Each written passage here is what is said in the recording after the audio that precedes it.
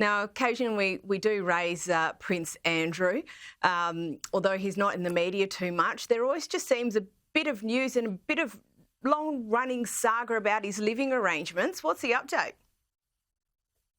Well, you're right. I mean, a man who is sort of persona non grata, sort of put out to exile, but he is always at the front and centre of royal business behind the scenes. And that is because he's still jostling for position, can you believe it? I mean, he was sort of put out to pasture owing to his disgraceful BBC Newsnight interview, the relationship exposed with the late paedophile Jeffrey Epstein. And so despite saying that he'd done nothing wrong and paying Virginia Giuffre about $15 million to not have a court case come to fruition, he's still trying to try and find a role for himself within the royal family, and that includes where he's going to live. Now, the king, if you remember, said that he didn't necessarily want him to live in Royal Lodge anymore. It's a 30-room mansion on the royal estate. He can ill afford to keep a roof over his head there.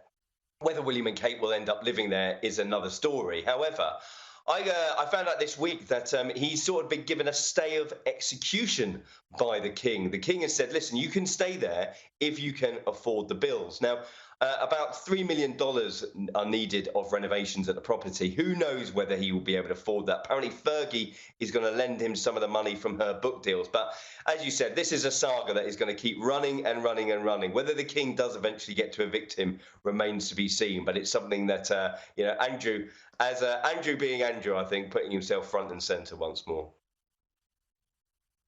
Now, one last thing I want to talk to you about is royal correspondent Nicholas Witchell is retiring. Understand him and the king aren't on the greatest of terms. Now, I know as a journalist you're not meant to make yourself the story, but you are a royal editor. How hard is it for you to walk that line between reporting objectively on the royals and maintaining enough of a relationship with the palace? Well, listen, first and foremost, Nicholas Witchell, I've worked with him for a few years now, and always been a great source of inspiration. He's been doing the job for 47 years. He's decided to retire at age 70. Of course, he became infamous throughout the land. In 2005, he was referred to as that awful man, can't stand him. The then Prince of Wales said when he was doing a photo call with his two boys.